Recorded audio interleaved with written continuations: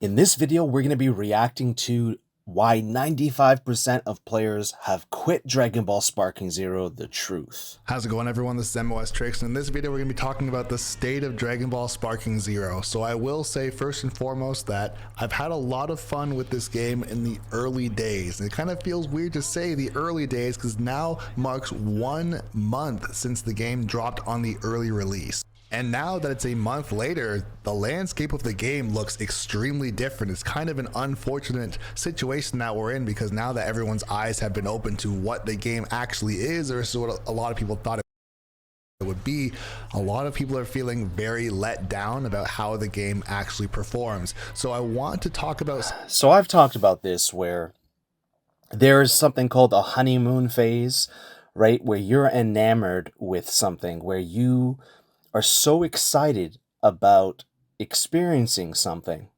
and enjoying something that your positive outlook and love for that thing or anticipation for that thing blinds you from what that thing actually is. And a lot of times we project our hopes, dreams, wishes, intentions onto something. We do this not just in video games. Like this term is when you're in a relationship with a significant other, right? When you have a girlfriend or something like this, and it's like, you really, really care about them. Maybe you don't say it or not, but you're really excited for the beginning phase of this. Usually it's, sometimes it starts at the very beginning. Sometimes it happens before the relationship. Then you start dating, you ask the person out. And then sometimes you ask the person out, you date, you get along, you're chilling, you're more like friends, and then sometime in there, boom, you catch that love bug, right? Or you get really interested in the person, and then the honeymoon phase starts. And when it ends, hey, that's different from everyone. That is different for everyone, and that could last a different amount of time. So it could be a few weeks, a few months, usually a year or two, and then maybe even more than that. And then after that, usually it's about that. And then after that, when it's over, you're stuck there, with, you kind of get jolted back into reality, right? And you see that, hey, what's going on here? It's not what I had expected. Or how did I get here? Or what is going on here? What is this thing? Like, you don't quite, you start getting upset sometimes, maybe disappointed, let down. Some people get angry, some don't. But a lot of people just lose that feeling. They lose that spark, Sparking Zero. They lose that spark. So people have lost their spark in Sparking Zero, right? And it's like a lot of people have. A lot of people haven't. And a lot of people that play offline, they don't even, aren't even experiencing a lot of these things. But for those of us that play online, that want to play with friends, this is what's happened. For a lot of us, it has happened to me. It's happened to a lot of other people. Something, and I want to just get this out of the way very, very quickly. Dragon Ball Sparking Zero as a game itself plays beautifully. It looks beautiful, and it is actually enjoyable as a playing experience. But that's not what people are complaining about when they say the game is bad or the game is dead or the game. You know what, though? Yes, it looks good. I wouldn't go as far to say that it looks beautiful, right? Like I've said this, when you're traversing the 3D environments, there is an element of beauty there, right? And there's this element of beauty where it does capture the essence of what a real fight would look like, but not what the real fight would feel like. I feel almost nothing playing this game. I think the game is actually, in many ways, really bad. And in some ways it's good, but especially in expectations. Now, if we're just talking about the way that it looks, if you compare this to Dragon Ball FighterZ, who cares that one is 2D and one is 3D? They're both Dragon Ball, they're both anime games. And if you look at how they look, right?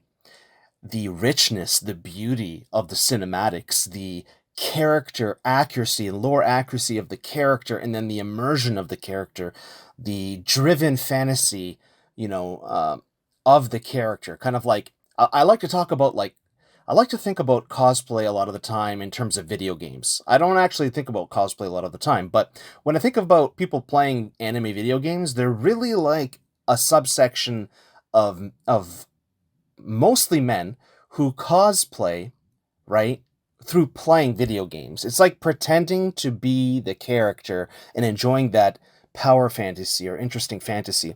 And I think that the immersion in FighterZ is much better. And if you compare Janemba to Janemba, for instance. The Janemba looks horrible in here. Aside from the way that he, has that Tetris-like phasing ability, which is really cool. If you look at his ultras or ultimate supers and all that, and you compare it to Dragon Ball FighterZ, it's way better. Even the small things like the way that the character does certain things with the moveset in FighterZ is just a lot better, more immersive, and a lot of things like that. So a lot of people talk about how this game is beautiful. I actually still think that those people are still enamored by this game at some level, or maybe have an attachment to the old games, right? Or aren't quite comparing it to the best of the best. Even if you don't want to talk about Dragon Ball right games or anime games, like even like Storm games, I think look better with their cinematics, to be honest, and I think they do a better job. I actually think that this is like an average job. Like the overall polish is very, very good, right? But really, I don't know. It's not that polished compared to other games. Sucks. Nobody is harping on the fact that there is 182 characters and many more to come, and that's a problem. Nobody's upset about that. Well, the interesting thing about that is, yes, people like that there's 180 characters, but a lot of people are talking about the issue that it's not really 180 characters. There's a lot of dupes and a lot of duplicates. And when you look at older games of the series, I remember seeing someone online actually earlier today talking about how they just have the character and then they show you all their transformations, and how it probably would have been a much better idea to just have the character and then have them transform into the different versions of themselves. Because what is happening here is, yes, it's cool to have these individual characters, but at the same time, they're smuggling in something here. They're basically saying that this is the biggest roster in any game ever, or any anime game ever, at 180 plus characters with more to come. But really, a lot of those are dupes and duplicates. And what I'm saying is that even though there's some unique features to those, different Gokus or different Vegetas, right? They really do play a lot similarly. There isn't a lot of difference. Like, even if you compare it to Naruto Storm games, all the combos are completely different. The cinematics are completely different. The awakenings are completely different. There's a lot more difference there from what I can see and from my analysis, my opinion of it, and my experience of it, right? So, like, there's an argument to be made there, right, in favor of Storm games, Naruto Storm games, because these are both arena fighters, right? So, I mean, what is it, 80, 90 characters, really? That's kind of what's adding to the fuel to the fire in this, where the game was not complete on release. The game was not polished on release. The game had bugs on release, which is fine. A lot of games do have that. But the game, it feels like a bait and switch. It feels like a bait and switch, and it feels like a catfish, right? In my opinion, from someone that didn't play the prior Tenkaichi games that much. And I was not that interested in it. Like, I had the choice back then. I was playing the Japanese versions of... I did have some of the Tenkaichi games, and I just never played them. Like, I played them a bit, and I was like, God, I'm not interested. This is not that interesting to me. But what I also had was the Bleach games for the PlayStation, Japanese Bleach games, and I had the Naruto Ultimate Ninja series games. All of them, like all the newer ones. I forget what it went up to, like 3, 4, 5 or something like that. And like, I played those games and I loved those games, and that's what got me into Naruto Ultimate Ninja Storm games. It was the succession of that. And I don't think they're properly handling the succession of this very well, especially since there's a 17-year gap. They didn't really do their research in what that would look like, the new ecosystem of standards, expectations of video games that people have. And I think that's a big reason why they're having the pushback that they did. Yes, amazing, 3 million copies sold, but massive pushback. Why is that? Well, it's not just a skill issue. It's not just because people are bad. It's because people have an opinion of their own. People have certain expectations. People are not stupid. A lot of people are aware of what's going on, and when they pay full price for a game, they are expecting that value in the game. And I think a lot of people, maybe they haven't articulated it, maybe they haven't said it, but the value of this game really is only 20 to 60% of what we paid for, even on release. And that right away creates this dissonance of expectations, this, kind of just being like, hey, this is not what we paid for. We're not getting the bang for our buck that we expected. Nobody is saying that the game looks terrible, or the interactive voice lines aren't good enough, or the special effects or the supers or the ultimates don't look good enough. When people say the game is not good, they are yeah, I mean, I get it. I get what you're saying. Like, of course, a lot of people are not saying that, but like, maybe we're just not there yet because, you know, is it good enough? It probably is good enough, but it's still not as good as what people expected, and it's still not as good as it could be, and it's still not as good as other games out there, even other games, Dragon Ball games like Fighters, right? So it's really interesting that people are saying this because I think that at some level he's still enamored by the game. I wouldn't say he's in the honeymoon phase. I think he speaks a lot about the truth. He says a lot of amazing good points in here. I think he's extremely intelligent, and I think, you know, this is a great video, and that's why I'm reacting to it. But some of the things I'm not going to agree with exactly, because I actually don't think it's that phenomenal of a looking game. It's good, but it's not great. Talking about any of those things, so we're not going to even waste our time discussing those things. But when people are complaining that the game is in a bad spot or the game is not fun, what they are talking about is the online experience. And I know, I'll say this, I know that a lot of you don't think that it actually matters. Many people, and I will say someone who has gotten a lot of attention with regards to this game in the last month, I see and I hear what you guys are saying as far as the thousands, literal thousands of comments on my channel saying that online doesn't matter. It's not that big of a deal. If you want to just have fun with the game the way you're supposed to, just play it offline. But here's the problem. The problem is that in 2024, everyone wants to play with their friends. And I honestly say that's not actually a problem. That's just the way that it is. Everyone wants to play with their friends. So online absolutely does matter. And as far as the online experience goes, if you want to jump in and play with one or two friends, that's totally. So that's a good example there, right? Like if you're looking at the way that the game looks, like these sprites look absolutely clean and phenomenal. You can't really make them look much better, right? So that's not what I'm talking about the graphics, right? I'm talking more about these cinematics specifically. Like they have, let's see, they have moments of brilliance and beauty, but they're not executed properly. Like if you look at Storm games, it's much, much better. And those games are 14 years old. And, you know, as the game goes on, they progress and they get even better, right? Let's see if I can find it here. Friends, so online right absolutely does matter. And as far as it's cool, but there's something there where it's like, you know, for instance, an example would be I noticed a lot of the camera angles are a little bit off. The immersion of it is a little bit off. Like when you're looking at his eyes, it's there for just a second, and the angle is off. Let's see. To play with their friends, so online. Yeah, like it did a great job, but it didn't focus. Absolutely does. Look at this. Does matter. Yeah, like it's there. The I don't know how to explain that to you. Is that it has the skeleton of having that beautiful graphics, but it doesn't quite execute perfectly.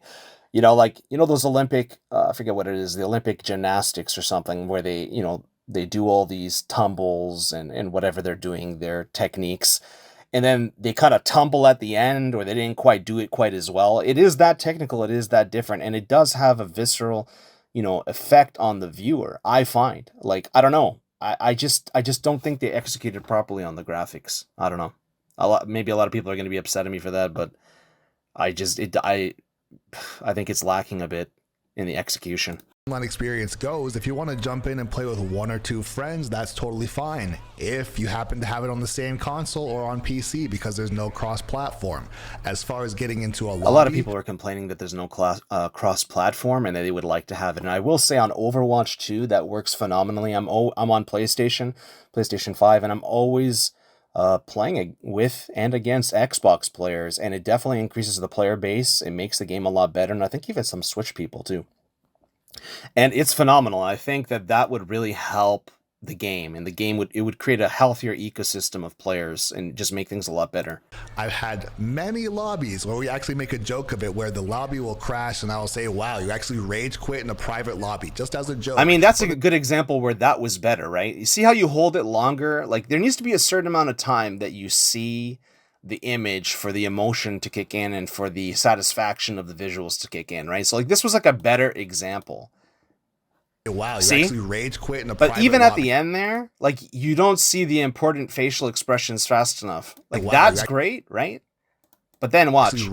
Rage That quit. part at the end, the really good part where he grits his teeth, Lobby will and you crash really and feel that emotion of I'll say, anger. wow, You don't see that. It's so fast. rage There, right? It's like that part doesn't really register in a lot of the cinematics. I don't know who was like making these, if they rushed them or something, but I find a lot, like even in Janemba, when I was playing Janemba and a lot of other characters, I mean, Videl was okay, but even that was very bland. Like all of Videl's kind of movesets, like cinematics in her movesets are very bland. And then the fact that combos themselves don't have cinematics and they're very bland. But I mean, that's fine, because I guess in fighters it's like that too, but quit in a private lobby, just as a joke. But there's been tons of crashes even in a private lobby, which is just unacceptable. Then of course the cherry on top, or the biggest eyesore when it comes to the game for everybody. There you go. So this is a good example of what every cinematic should look like. And this is what leads me to believe that they really rushed this game. Okay, there's a lot of things we can show and prove. You know, I've said in a lot of different videos that the game was half-baked, the game was rushed and all this. But if you look at this, compared to the last two animations, especially this character's special animation, right? Like, watch this. This is kind of like everything should have been like this. From the grabs to the supers. Crashes even in a private lobby, which is just unacceptable. Then of course the cherry on top, or the biggest eyesore when it comes that to was phenomenal. It was enough there so everything registers properly and you get that emotion and that feeling and that feedback every time you do a Kamehameha, right? But I bet you even amongst like Kamehamehas and projectiles, they're not all like that. The game for everybody is the ranked experience and the rage quitting that is happening in the game. I don't care who you are or what you think. If you are someone who has played this game and somehow you have not had somebody rage quit on you, then you are lucky, because like I think the rage quitting and the leaving, a lot of people leave, right? Not all rage quitting is leaving, but a lot of it is. And so we just say it's rage quitting.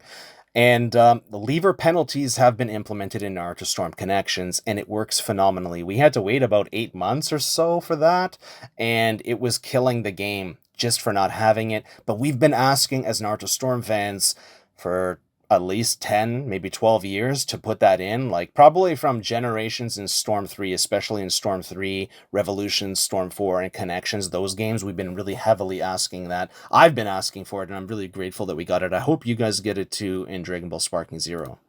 Literal thousands of comments on my channel saying, I'm waiting for half an hour to get into a game, or as soon as I finally get a game with somebody, I might actually have a chance of winning, and of course they end up rage quitting. And once again, if you have not had this happen to you, this does not mean that it is not happening. I've seen many streamers and very big content creators put it into their videos, or even have it happen on stream, or make shorts about this where they're having someone rage quit on them back to back to back, even up to 5 times in a row, because they are actually a good player and they cannot get through an entire game and get the points that they deserve, and they're actually having their time wasted. And this is a major problem. It doesn't matter what you think, it's a major All right, so that's the thing. I've talked about this extensively in Naruto Storm Connections, and he says the points that they deserve. Now, that's the thing. They don't always deserve the points. It's not about justifying rage quitting or whatever, coping for rage quitting. Literally, look, if this game was balanced well, not even perfectly, but just decently well, okay, which it's not, and if the game was, and this is the most important thing, had rollback netcode and a flawless online like Overwatch 2 does and a lot of other games, right? Then, yeah, if the person leaves and they leave the game and they rage quit, then the other person owes them that experience, that those ranked points. They're ranked and they're stealing it from it. They're stealing it from them and they're robbing them. But in a game where there's lag advantage and lag disadvantage, right? I've had this happen even in Sparking Zero, and it for sure happens in every Storm game. except for maybe Storm 2, but it happened in connections where I would get, in Sparking Zero, I would get leg advantage and easily just beat my opponent, and I can see he's trying to do stuff and his inputs are he's getting misinputs, no inputs, right? Where he's trying to counter or do a specific counter and there's not enough frames to even do the thing because it's so specific and has so few frames that because of the lag and latency, you cannot actually do it at that time. So when you try to do it, you're just standing still and you get beat up. So there's that. And then it also happens the other way, where the other person has the better connection and I have a worse connection. And I think it's because it's peer-to-peer, right? So in those cases, which are a lot of the cases, and not enough bigger YouTubers are talking about this, right, is that the person does not deserve that. In fact, it's the other way around. Like, that's actually when you should leave the game, right? And you're not rage quitting. You're leaving because the other person didn't deserve the win. So I know that a lot of people aren't going to like that. A lot of people aren't going to agree with it, but that is the truth, especially in these anime games, these anime arena fighters. I don't know what it is with their online connectivity and the lack of rollback netcode, and just maybe it's peer-to-peer or servers sometimes, I don't know, depending on the game. But My Hero Ultra Rumble basically has almost flawless online, and that's a gacha game. And my theory is that when you have a gacha game and a game that relies on people enjoying the very expensive characters that they roll for, and they spend hundreds of dollars on the game, not just 100, but hundreds, maybe even a few $1,000s in the game. People do that with gacha games, right? And it's like, on those games, yeah, you better bet that you're going to have amazing online connectivity. Like Naruto Blazing? That game got shut down, probably due to lawsuits, because they got so much money from people, but the online connectivity was perfect, right? And even like Pokemon Go, really great online most of the time. Sometimes it's not, but it usually sorts itself out. It's like 88 to 95% perfect, and then it has some bad days or bad times, and then it fixes itself. But in a lot of these anime games, like in this this online experience is better than like Naruto Storm Connections, but not by like leaps and bounds. It still has the same core issues. Problem in 2024 going into 2025 to have an online experience that is this horrendous, because once again, if you are somebody who believes that it doesn't really matter, you are unfortunately in the minority, and I'm actually happy for you. If you're someone who can play custom battles or play against the CPUs, I do also agree though that leaving or rage quitting is really, really bad, especially when you don't want to get when you don't like the outcome that you're getting and you haven't put the time in practice mode or with a friend to spar and get better at the game. I think that as long as the connection is really good, and as long as the game is decently balanced, and as long as there is a ranked mode, you just kind of have to accept whatever the game is, in terms of what it is until the next patch. But those things are not all those requirements are not met.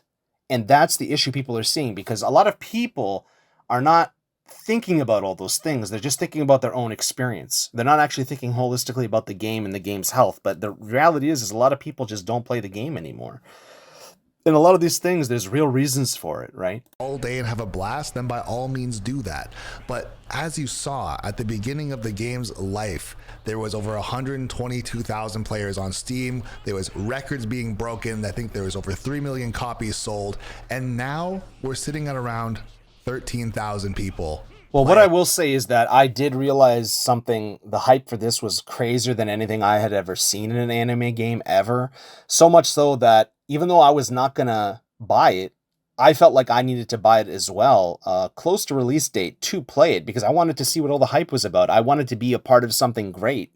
That was where I was at. And when I was playing slowly but surely, I realized that the game really wasn't great. It was good, it was decent, but we had been baited, right? It was a bait and switch. And it wasn't what we expected, right? So at least for myself and a lot of other people. For other people, they enjoy this game a lot, and that's fantastic, and I'm happy for you, and I hope you keep enjoying the game. But just to understand, why 95% of players left and the truth about it, right? I think there's a lot more to it that people realize. On Steam, and no, Steam is not the gold standard. I will say Steam plus Xbox plus PlayStation, we're probably sitting I was going to say, a lot of the bigger YouTubers really promoted this game, and I think that generated a lot of hype. And I also think that I think this is the first game after Akira Toriyama passed away. Rest in peace. And I think it is, right? And I think that is a big reason why so many people also bought this game. It wasn't just because of all the fans that played the older series, although that was a big factor too. I think a lot of anime fans that are Dragon Ball fans bought the game, but then just don't like the game. They rather play Call of Duty. They rather play Overwatch. They rather play Fortnite. They rather play Roblox. They rather play a lot of these games. Like, even like, it's crazy, but even another game that was released on the same day, uh, Metaphor Refantasio, which is a completely different genre, but it's also like a Japanese RPG, right? And it's like, that game is like being played at the same rate right now, at the same rate, with the same amount of playtime and the same amount of players or similar amount of players as this game, right? So it's kind of crazy, but initially they never had the hype or the jump off that this game had. Of around 45,000 players when there's 3 million copies sold. So there's clearly a problem. I've heard a lot of people, and honestly in my small circle of creators, were kind of making like if there's he's right? Like if there's like 3 million copies sold just on release, but now there's only 45,000 approximately players playing, that drop off is super, super small, right? So what I would say is the real number is probably between 45,000 and 450,000 across all platforms. So many people are saying on our videos that, oh, people just went back to work. People went back to work, and that's why the numbers are down. It's like, oh, okay, people went back to work for the last month. There was 120,000 people playing, and now 100,000 people went to work. And now, so I do understand the work thing, because I have some friends of the channel that also had said that, and in their defense, what I would say is yes, they had work before, and they had work when the game came out, but maybe they took some time off, right, to play the game, or maybe they switched some shifts around, or maybe they put all their free time into this. But right, if you're working and you're playing this game and you're constantly playing it for a week or two, eventually you can't do that forever, right? Eventually it's like you got to put more time in with the family, in with friends, in with obligations, in with whatever duties and chores you have to do, and you might actually need to catch up on work because maybe you were slacking on work to play the game. So there is that element, but I actually do agree with him mainly that what he's about to say here. It's fucking playing. So sure, if that's what you believe, then you can be wrong, but that's just not the case. People are not happy with the online experience. And at least for me, this is another huge... So like I do agree with him, even though I defended that other side, and I'm talking about points there. Overall, I do agree with him that the work thing is not right and it's wrong, because that's not everyone's situation. The reality is, if X amount of players, like 3 million players or whatever, or hundreds of thousands or 1 million players or 3 million players are playing, but now they're not, a lot of those people are literally playing other games. That's where they're at. And if they're playing those games and not Sparking Zero, there's a problem. They quit, they left, or, even after taking a break, they're choosing not to play it. So overall, I definitely agree with this person. Problem is that Bandai Namco has not addressed this issue whatsoever. They have not said a single thing on Twitter or anything at all saying, we know that this is a problem. We're going to put in some sort of a system where if somebody rage quits on you, you're going to end up fighting a CPU to end out the game, or we're just going to automatically give you your points and we're going to time out the person who rage quit. They're just saying nothing. And for a large majority of the player base, that is a problem. We don't care about having shiny new DLC or special auras or even outfits. I do agree that if you had to choose between the shiny DLC, nice outfits, and all these like gimmicks or just aesthetic things that are cool, right? Versus actually having like a really good system where people don't leave, people don't rage quit regardless of the reason, and everyone can just enjoy the game, that's way better. But the problem is people are not, obviously some people are rage quitting. Some people are leaving just because they're mad. Some people are leaving because they're tilted.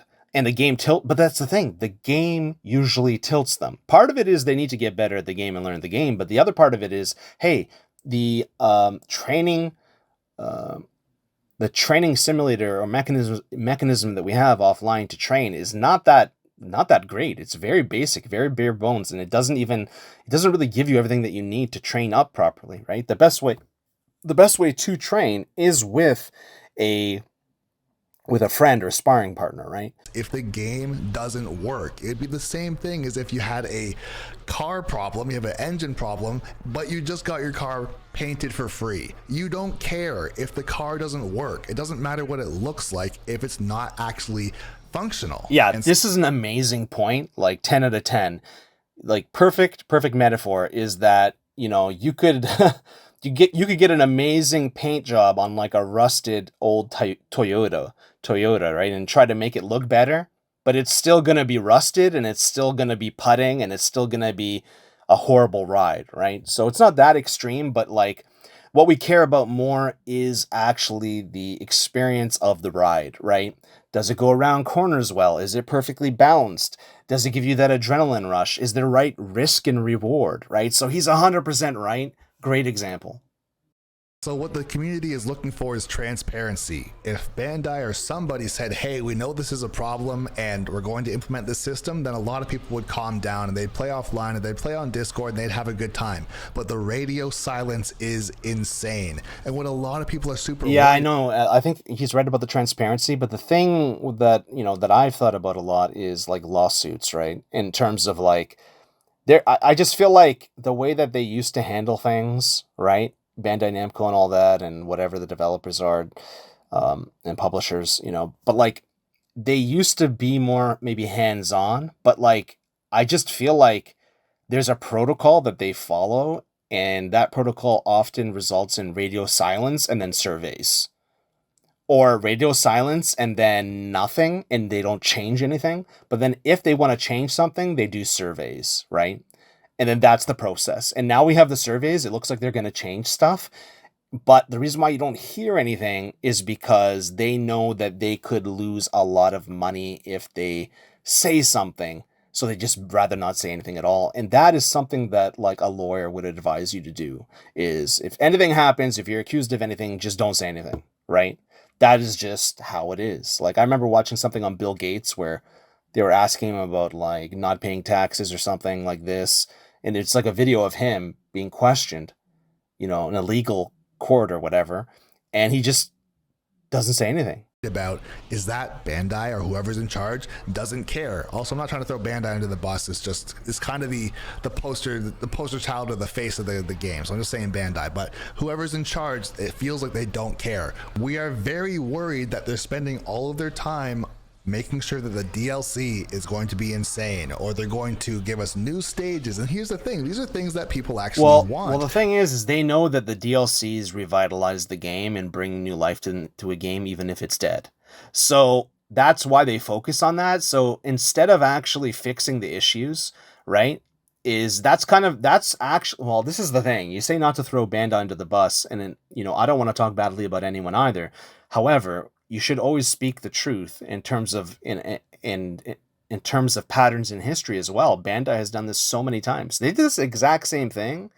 They did this exact same thing with Naruto Storm Connections and a lot of other games. And they don't just do it with their games. They even do it with their toys. They even do it with Digimon and all this. There's a big video online about like Bandai Namco, why it's bad, and what they did with Digimon and all this, or whatever. Something like that. Some IP they were handling. And even with the Gundam game, they buried that thing after a year. I didn't even get a chance to play it. And for the offline community, then you guys can be very happy to get these things. But the online community, like I said, that is what keeps a game alive. Because whether or not you understand it, including myself, because now that I'm kind of getting, and I'm not trying to toot my own horn here, but kind of getting into the more big leagues as a creator and getting millions of views on my channel, if I don't want to post, or if other big creators don't want to post and they start playing other games, like they're going to Black Ops or they're going back to their original games, and the hype is dying and their streams aren't going well and people are not playing with them on Twitch anymore, people are not watching their videos anymore, they stop making videos. And when that happens, we're not marketing the game anymore. We are marketing this game literally for free. A lot of people are, and they're doing it because they enjoy the game. It's a product that they did enjoy at the beginning. But as things get worse, or as things are not working and all this radio silence is happening as far as no answers around online play or anything, it makes people want to move on.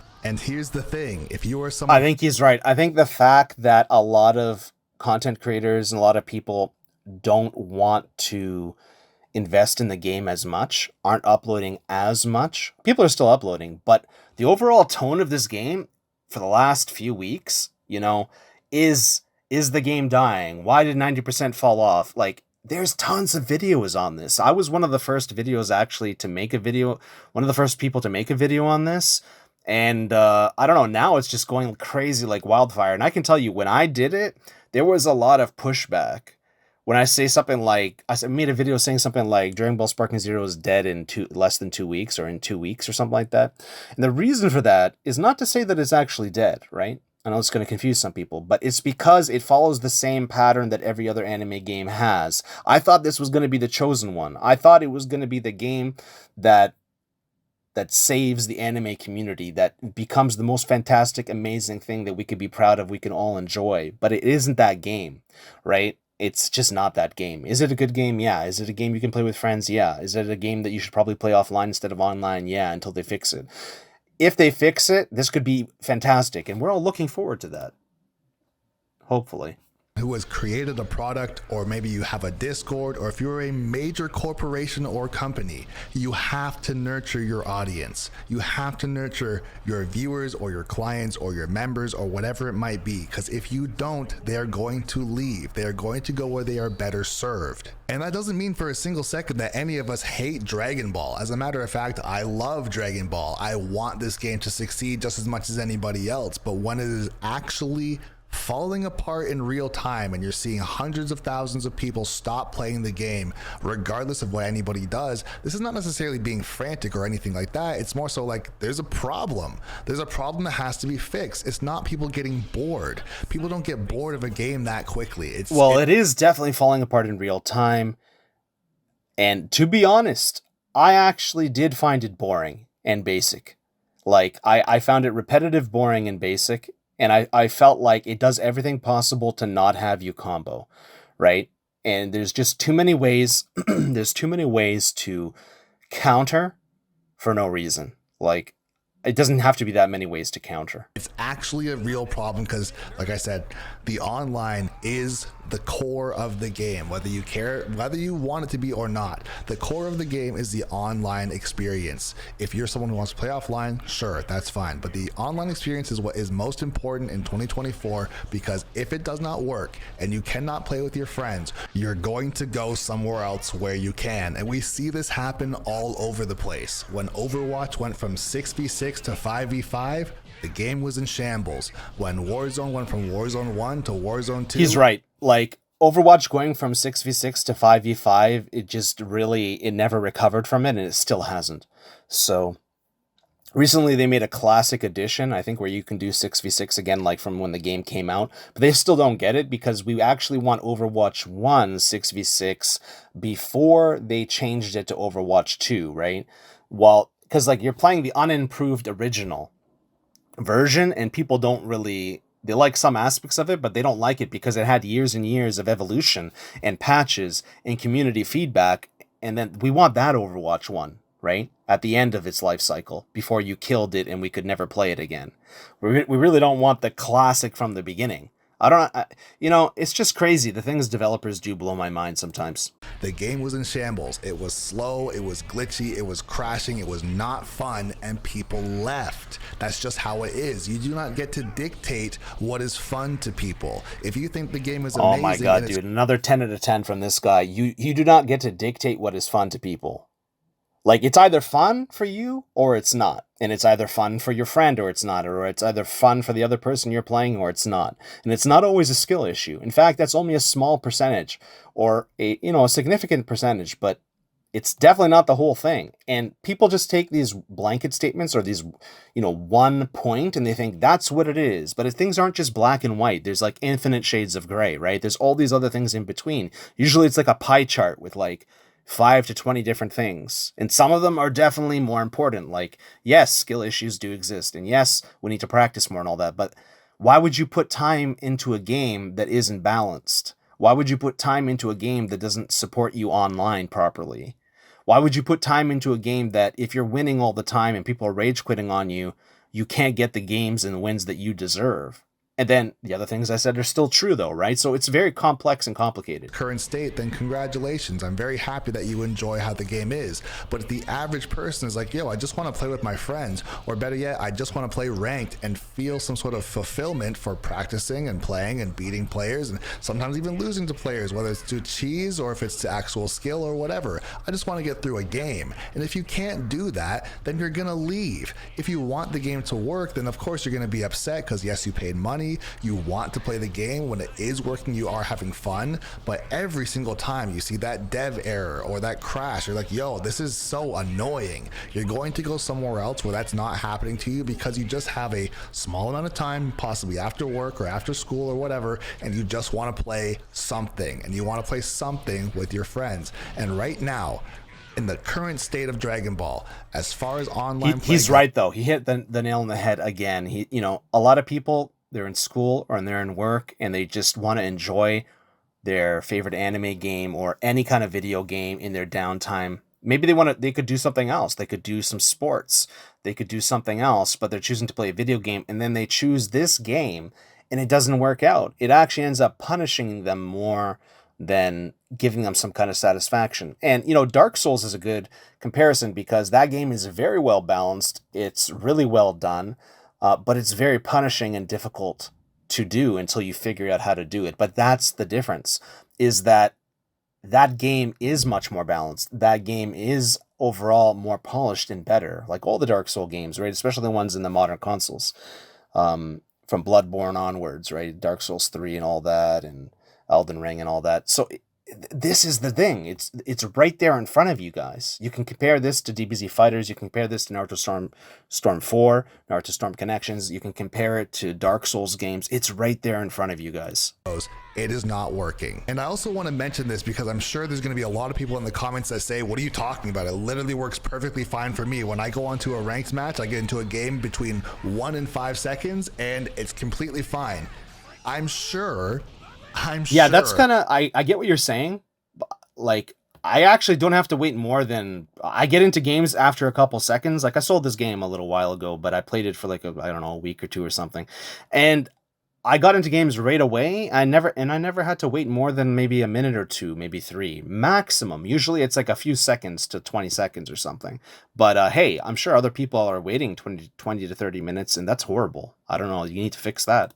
That you are between D and B rank if you're having that experience, because the way that the game is designed, whether you know this or not, if you are between D and B rank, you cannot demote. You will never lose points. But as soon as you hit B and you start to go up into A and S and potentially even Z, if you lose the game, you will lose points. If you lose points, you can get demoted to the rank below. But if you are in the lower ranks, there is no chance of that ever happening to you. So there's no reason for someone to rage quit on you. But as soon as you are out of B, or as soon as you're going from B and beyond, basically every other game, since people care so much about winning, and that's fine, you're allowed to be a competitive person, but since people care so much about winning, they would rather just turn the game off and redo versus lose those points. If you are not someone who's played ranked for more than a day and you're not into the B ranks and above, you have probably never experienced this. But if you're someone who's an A rank player or an S rank player,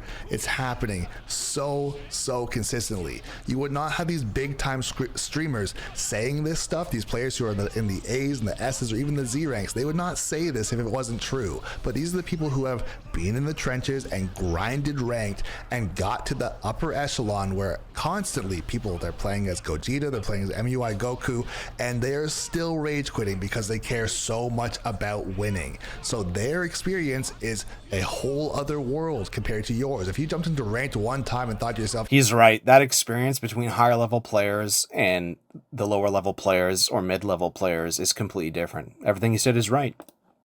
Yo, what's everyone complaining about? What's the huge deal? Let me see for myself. Oh, when I play, I got in no problem. When I played, nobody rage quit on me. When I played, I got all the way through my games. As a matter of fact, I won my first 7 games in a row. If that's you, then you're not who everyone is talking about. You are the luckiest person of all time who happened to not venture into ranked day one, because everybody else who has been playing since day one, as far as ranked, they've had this issue. like I said, the crashes or the dev errors or the cheese. And I haven't even talked about the actual game itself as far as the cheesy tactics, whether it's using Dr. Zero or using Jiren unblockable nonsense or whoever it might be, just Gogeta having crazy strength. There's all these things that people absolutely do not want to have to deal with, plus getting rage quitted on. It actually just feels like a waste of time. And so I'll compare it to this would be similar to going to the gym and having someone tell you you may or may not, depending on how we just feel, you may or may not get in shape today, you may or may not actually progress at all. Who knows what's going to happen? If that's how a gym operated, you would stop going. That's just the case. But since there's a guaranteed reward for going to the gym, for example, people continue to go because even though it's painful, even though it's hard, it is fulfilling. If you went and it was like, this is literally pointless, you wouldn't go, and you'd be like, that's another pretty good example there, is that there is a guaranteed reward and the gains that you get at the gym vary, right? If you work harder, if you prepare better, have better food, have more rest, plan out your gym routine better than another person, you're going to get better rewards, more gains, right? But that's the thing. That's like you going to the gym and them switching the dumbbells on you. You're going for the 30 or 40 pounds and then they switch it to 5 pounds or 1 pound. And it's like, nope, that's all we have today. There's things like that where this game, it just isn't consistent, right? And that's unfortunate. Like, hey, is anybody else having success here? And everyone's like, no, no one here is having success. People told us to come here and it's not working. You're like, yo, we're not doing this. That is really how I felt too. And that's why I returned my game. I actually sold my game and I was so happy to get most of my money back. What did I sell it for? I bought it for $102 Canadian and I sold it for $75, right? So I got most of the money back that I put into the game, and I would have been extremely upset if I couldn't do that, right? I would have been extremely upset. But I'm actually not that upset, but I still want to talk about these issues because I feel like I got duped. I got literally with all the dupes in the game, but I got tricked. I believe the hype. You know what they say, don't believe the hype. Well, they're right most of the time. Don't believe the hype. I went into the hype. I got caught in the hype undertow, and I was not happy. I made a lot of videos on it. You can watch the other videos. I won't repeat myself. Or we're done, bro. And that is exactly what is happening with Dragon Ball Sparking Zero Online Ranked. We're done, bro. Specifically. And so here's the thing. The fix itself is very simple. I'm not going to say it's easy to implement, but it is simple. Make it so that if you happen to rage quit, you get replaced with a CPU, the person who rage quits loses points, and the person who doesn't rage quit has a chance to potentially lose to a CPU, which would be tremendous pain, but at the very least... Okay, so that I agreed with a lot of what you said. I don't agree with that at all. I think you need to earn your merits based on another person. We should not be fighting AI. So like the whole rank system needs to be pure in that sense, where this is a ranked leaderboard based off of real people. We do not want AI mixed up in this and CPUs. It's very simple. You implement what Naruto Storm Connections is implemented or what Overwatch 1 or 2 is implemented. And I guarantee you in both of those games, I played them a lot extensively before and after these things, and it completely fixes the problem. So whether you use the Overwatch 1 or 2 system or you use the Naruto Storm Connection system, it works perfectly. You keep it player to player, not player to AI. Chance to win their points. If you're someone who thinks that everyone's being... Imagine the AI starts beating everyone and then it's like the top 500 are mainly AI or all AI people. That's the last thing we need, right? A complete baby because they should just play the game as it was intended, which is to be played offline, which is not the truth. The game is meant to be played in its entirety. If people want to play online, then that's how it's meant to be played. If you're saying... I agree. If there's an online mode and they offer an online mode, then any mode that they offer, regardless if it's online or whatever other mode, that mode needs to work. Otherwise, don't put it in the game. Very simple. They knew what they were doing by putting online. By having that online, they sold a lot more copies. But they didn't actually make the online viable and consistent. And it has a lot of issues when the online and lack of stability online clashes with the unbalanced brokenness of the characters. And people talk about lore accuracy all the time, like, oh, it's lore accurate. To an extent it is, but really if it was lore accurate, SSJ4 Gogeta would like flick you once, would flick like most of the characters in the roster, or like, a lot of the characters in the roster just once, and they would just die instantly and lose all their health. So really, it's not lore accurate, right? People need to stop saying that. Just play offline, and people don't want to do that, then they're going to go play online somewhere else. And as a business, that is not what you want. You want to get your audience. Also that aura does look really nice, and so does this. A lot of the stuff does look really nice, but the actual cinematics, I think they dropped the ball on that. They could have done a better job. And keep your audience. So they got to do something. At least give us, throw us a bone on Twitter and say, yes, we're going to fix something. Because at the beginning, they also said that they're going to ban players who are constantly rage quitting, which is also a horrible business model as well. So you're going to ban the people that paid for your product because they're playing in the way that they want to. No, he's right. You should not be banning the players that paid for your product, but you do have to give them opportunities, right? Because they're not being fair to the other players. And then this is how you change behavior. That's what I'm saying. Use the other models from those other games I mentioned. Don't just ban them right away. It needs to be a refresh timer that the next day or the next week they can play, right? Like usually it's like 15 minutes you have to wait. It lets you cool off, detilt. And then it's like 30 minutes, and then an hour, and then 2 hours, and then it's like 8 hours, and then it's like a whole day. But most people don't get to that point after the first two after the first two or three slaps on the wrist, right? With those consequences of having to wait, they change their behavior. Play. Okay, I suppose, but how about giving them a penalty instead of robbing them? Because that is also insane. But please, guys, let me know down below, what do you think? Yeah, in connections, there's a penalty, right? But this is the other thing. Punishing people for the game not allowing you to play the game because of the lack of responsiveness online and the online connectivity is also equally wrong. And that's why people give up, people quit, and some people rage quit, or some people just quit and leave, right? Because they're like, this game sucks, and this game is trash, and this game is toxic, and that's what's going through their head, and they're not wrong, because that's their experience, and it's based in reality. But not everyone is having that experience. Be done about the rage quitting situation. If you are someone who has never had the situation happen to you, please be cordial in the comments and have an open mind, because this would not, and I repeat, this would not be a problem if this was not real. If people were complaining for nothing, the game would be thriving and there would be hundreds of thousands of people playing at all times, and the babies would just leave. But that's not the case. So guys, please let me know down below, what do you think? And once again, this is MoS Trixx saying thanks for watching and have a good rest of your day. Yeah, that was a great video, man. Absolutely fantastic video. Good stuff. Thank you so much for watching. I hope you have it. Let me know in the comments below what you think. Make sure to comment, like, and subscribe. And I hope you have a fantastic day, an amazing day. If not, I hope it gets better for you soon.